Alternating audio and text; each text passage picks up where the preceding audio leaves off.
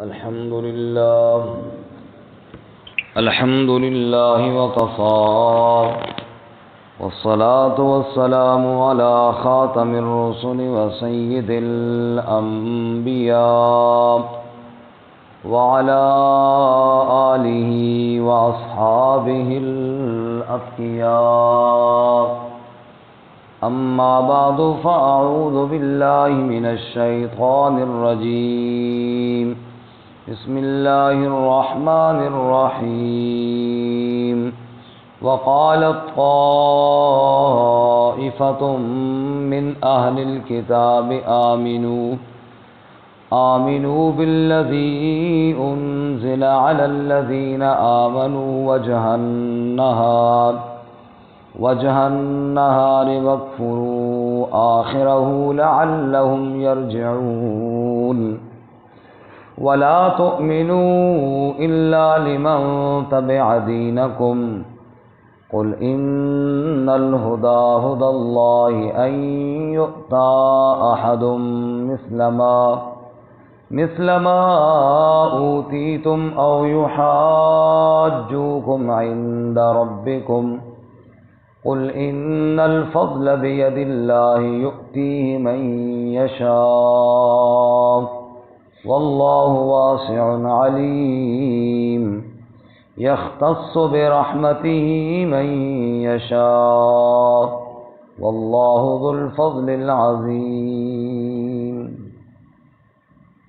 وقالت طائفة من أهل الكتاب، اور کہا ایک گروہ نے اہل کتاب میں سے، آمنو ایمان لاؤ، بالذی انزل علی الذین آمنوا اس کے ساتھ جو اتارا گیا ان لوگوں پر جو ایمان لائے، وجہ النہار دن کی ابتدا میں، وَاکْفُرُوا آخِرَہُ اور انکار کرو اس کے آخر وقت میں، لعلہم یرجعون تاکہ وہ بھی لوٹ جائیں.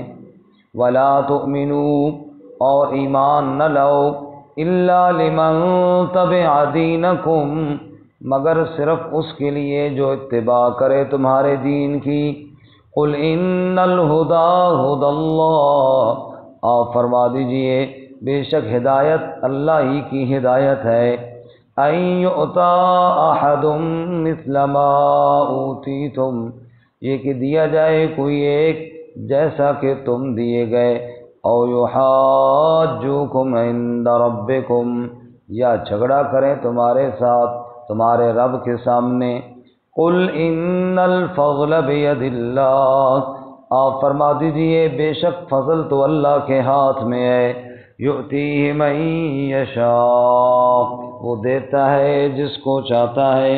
واللہ واسع علیم اور اللہ تعالیٰ وسعت والا جاننے والا ہے. یختص برحمتہ من یشاء وہ خاص کر لیتا ہے اپنی رحمت کے ساتھ جس کو چاہتا ہے. واللہ ذو الفضل العظیم اور اللہ تعالیٰ بڑے فضل والا ہے. سبحان ربک رب العزت عما یصفون وسلام علی المرسلین والحمد للہ رب العالمین. اللهم صل على محمد وعلى آل محمد كما صليت على إبراهيم وعلى آل إبراهيم إنك حميد مجيد. اللهم بارك على محمد وعلى آل محمد كما باركت على إبراهيم وعلى آل إبراهيم انک حمید مجید. معزز سامعین، سورہ آل عمران کا 8واں رکوع آیت نمبر 72، 73 اور 74 آپ کے سامنے تلاوت کی ہیں. اللہ رب العزت ان کے مطابق صحیح بیان کی توفیق عطا فرمائے اور ہمیں قرآن و سنت پر عمل کرنے کی توفیق عطا فرمائے. آمین. گزشتہ سبق میں آپ حضرات نے سنا کہ اللہ رب العزت نے اہل کتاب کی حرکات کو بیان کرتے ہوئے فرمایا وہ یہ چاہتے ہیں کہ تم گمراہ ہو جاؤ، اور پھر اللہ نے انہیں شرم دلائی کہ تم اللہ کی آیات کا انکار کیوں کرتے ہو، تمہیں تو الٹا گواہی دینی چاہیے تھی۔ حق اور باطل کو ملا کر اور حق کو چھپا کر تم کیا کرنا چاہتے ہو، دنیاوی مفاد کیوں حاصل کرتے ہو؟ اللہ رب العزت کی ذات پر ایمان لاؤ اور آخرت کے طلبگار بن جاؤ۔ آج کے سبق میں اہل کتاب کی ایک اور بری حرکت کا تذکرہ ہے، چونکہ رسول اللہ صلی اللہ علیہ وسلم کے ساتھ حسد کرنے میں وہ اتنے بدبختی پر اتر آئے تھے کہ ان کا ہر وقت ان کی کوشش یہی ہوتی تھی کسی نہ کسی طرح سے لوگ آپ صلی اللہ علیہ وسلم سے دور ہو جائیں، ایمان سے پھر جائیں اور آپ صلی اللہ علیہ وسلم کے مخالف ہو جائیں۔ اس لیے وہ ہر حربہ اور ہر حرکت کرنے کے لیے تیار رہتے تھے، چونکہ جب حسد کی آگ انسان کے اندر بھڑکتی ہے تو انسان بڑے سے بڑا قدم بھی اٹھانے کے لیے تیار ہو جاتا ہے، حتیٰ کہ جس کے ساتھ حسد کرتا ہے اس کو قتل کرنے کے لیے بھی تیار ہو جاتا ہے۔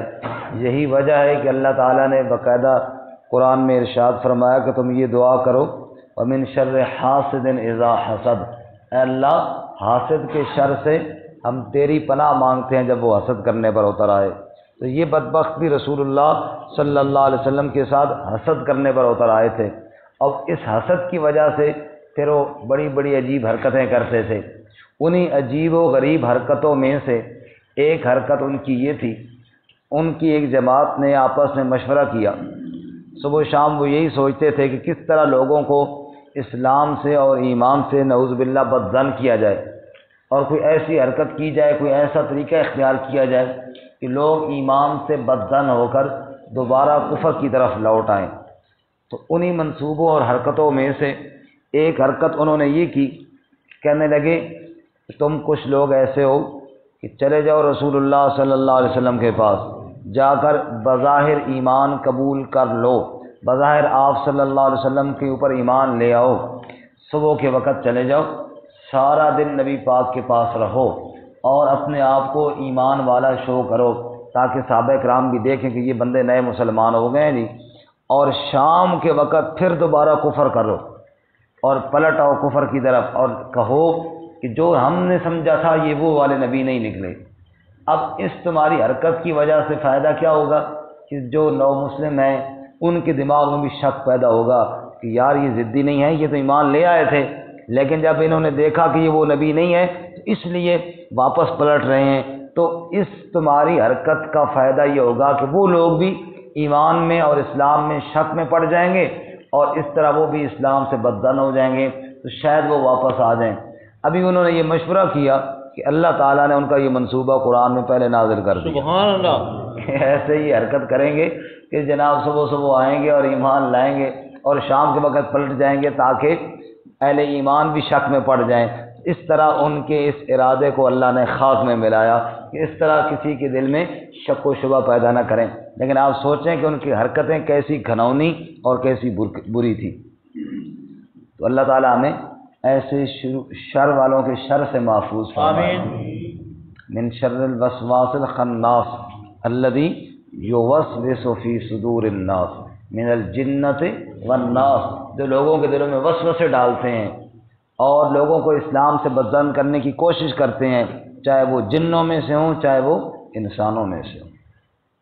وقال طائفہ، اور کہا ایک گروہ نے، ایک جماعت نے، من اہل الکتاب، اہل کتاب میں سے، یعنی اہل کتاب میں سے ایک جماعت نے کہا، کیا کہا جی؟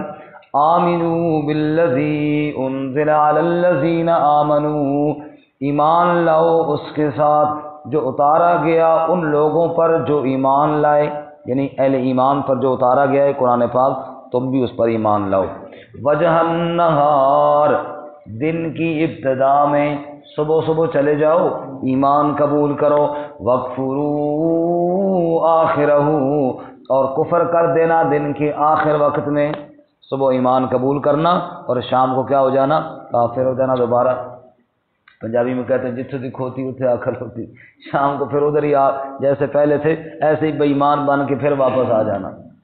اچھا، اب اس حرکت کا کیا فائدہ ہوگا لعلہم یرجعون، تاکہ وہ بھی لوٹ آئیں، وہ بھی ایمان سے پھر جائیں، تمہاری اس حرکت کی وجہ سے ان کے دل میں شکوک و شبہات پیدا ہوں اور وہ بھی پھر جائیں واپس۔ اور یہ جو تم نے ایمان لانا ہے نا صبح کو، یہ بس اوپر اوپر سے لانا ہے، سچ مچ کا ایمان نہیں لانا، سچ مچ کی اسی کی بات ماننی ہے جو تمہارے دین پر ہو، یہودیت پر ہو۔ ولا تؤمنوا، اور ایمان نہ لانا، الا لمن تبع دینکم، مگر صرف اس کے لیے جو تمہارے دین کا تابع ہو۔ یہ سچ مچ کا ایمان نہ لانا، سچ مچ کا ایمان تو صرف اسی کا اوپر لانا جو تمہارے دین اور مذہب یعنی یہودیت پر ہو، اسلام پر سچا ایمان نہ لانا۔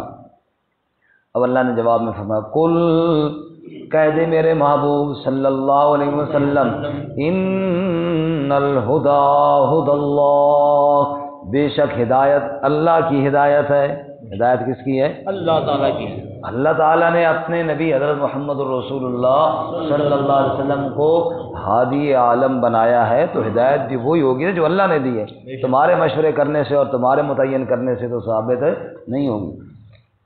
باقی صرف تکلیف یہ ہے، جیسے میں نے رات کو بھی عرض کیا تھا، حسد صرف اس وجہ سے ہے کہ آخری نبی ہمارے خاندان سے کیوں نہیں آیا، یہ بنو اسماعیل میں سے کیوں آ گیا ہے، بس اس وجہ سے انکار کر رہے ہیں۔ بدبختو، اللہ تعالیٰ تمہارا پابند تو نہیں ہے نا کہ جس کو تم چاہو اللہ اس کو رسول بنائے، وہ تو اللہ کی مرضی ہے، جس کو اللہ نے چاہا رسول بنایا، تمہارے اوپر لازم ہے کہ اس کے اوپر ایمان لاؤ۔ لیکن کیا فرمایا؟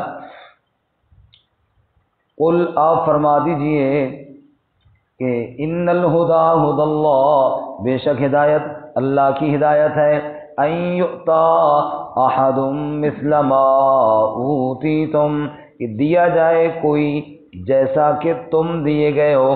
پہلے اللہ تعالیٰ نے بنو اسحاق میں رسول بنائے، اب اللہ نے بنو اسماعیل میں بنا دیے، تو اس میں انکار کی کیا ضرورت ہے کہ دیا جائے کوئی جیسے تم دیے گئے، جیسے تمہارے خاندان میں اللہ نے نبی بنائے، اب اللہ نے کسی اور خاندان میں بنا دیا تو تمہیں تکلیف ہو گئی ہے۔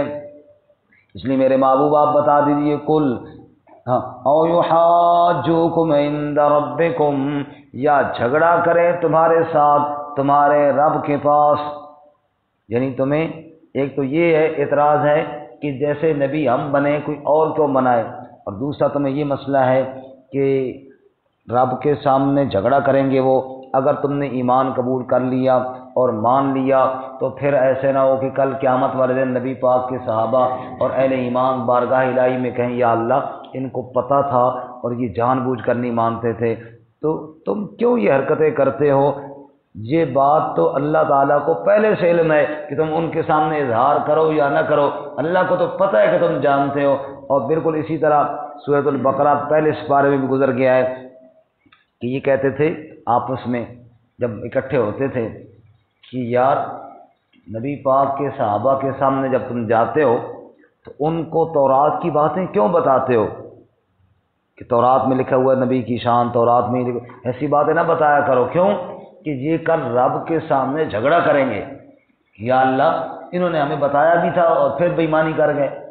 اللہ تعالیٰ نے وہاں پہ فرمایا تھا اولا یعلمون ان اللہ یعلم ما یسرون وما یعلنون، کیا انہیں اتنا پتہ بھی نہیں ہے کہ اگر وہ نہ بھی بتائیں تو اللہ کو تو پتہ ہے نا، تم اہل ایمان سے ذکر کرو یا نہ کرو، رب کو تو پہلے سے پتہ ہے نا کہ تمہیں علم ہے اور تم جان بوجھ کر بے ایمانی کر رہے ہو، اللہ سے تو کوئی چیز چھپا نہیں سکتے۔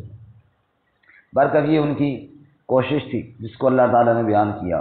قل ان الفضل بید اللہ، آپ فرما دیجئے بے شک فضل تو اللہ کے ہاتھ میں ہے۔ فضل کس کے ہاتھ میں ہے؟ اللہ۔ مسجد سے باہر نکلتے ہم کیا دعا پڑھتے ہیں؟ اللہم انی اسألوک من فضلک، اے اللہ تجھ سے تیرا فضل ہم مانگتے ہیں۔ فضل ہے ہی اللہ کے ہاتھ میں، دنیا کی کوئی طاقت اللہ کے فضل کو روک نہیں۔ اللہ نے اپنے نبی صلی اللہ علیہ وسلم کو عزت دی ہے، اہل ایمان کو، آپ پر ایمان لانے والوں کو اللہ نے شرف بخشا ہے، اس اللہ کے فضل کو کوئی روک نہیں۔ قل ان الفضل بید اللہ، آپ فرما دیجئے بے شک فضل تو اللہ کے ہاتھ میں ہے، یؤتیہ من یشاء، وہ دیتا ہے جس کو چاہتا ہے، واللہ واسع علیم، اور اللہ تعالیٰ وسعت والا ہے، علم والا ہے، اللہ اتنی وسعت والا ہے، جس کو چاہتا ہے بغیر حساب کے عطا فرماتا ہے، اور علم والا ہے، وہ جانتا ہے کس کو عطا کرنا ہے اور کس کو عطا نہیں کرنا، واسع علیم، وسعت والا بھی ہے اور علم والا بھی ہے۔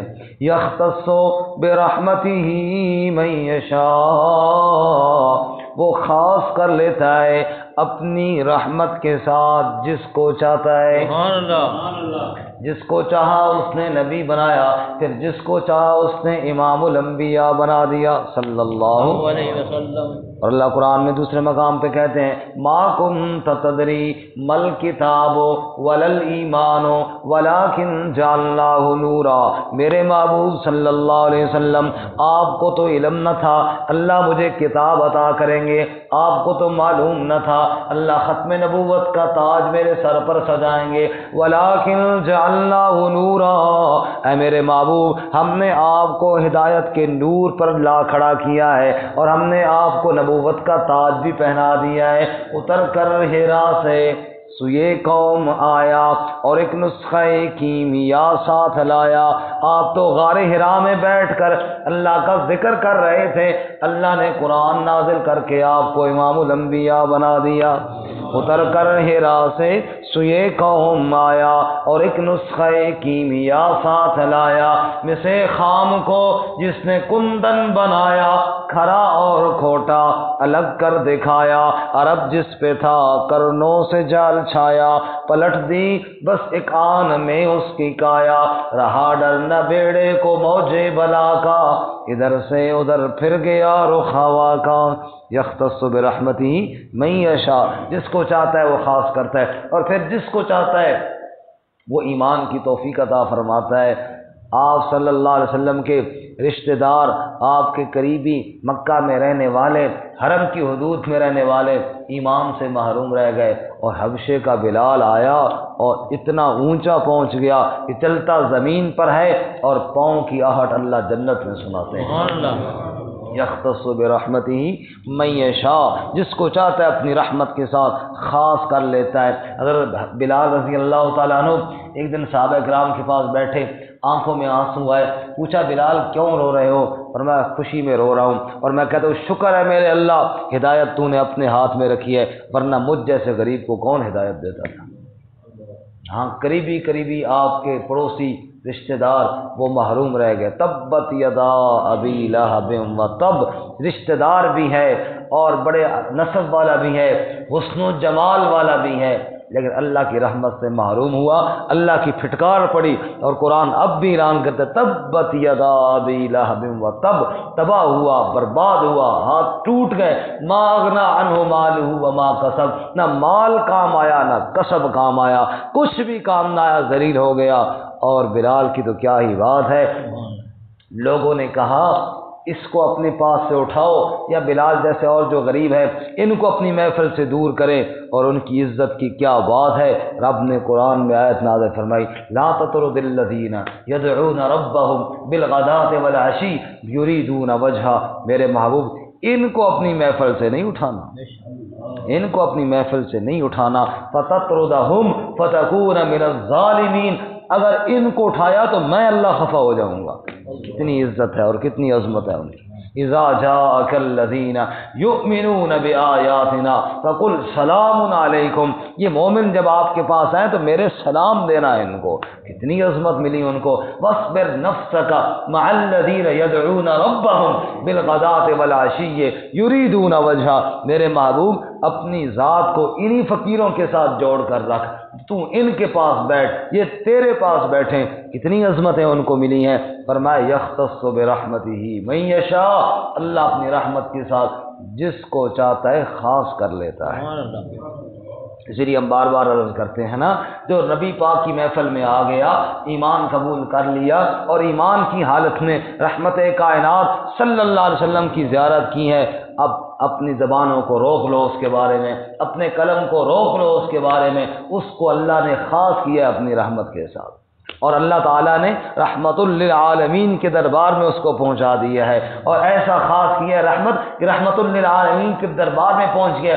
نبی پاک صلی اللہ علیہ وسلم نے فرمایا بعد والے اگر احد پہاڑ کے برابر بھی سونا خرچ کریں، میرے صحابی نے ایک مٹھ جو صدقہ کیا ہے اس کا بھی مقابلہ نہیں کر سکتے۔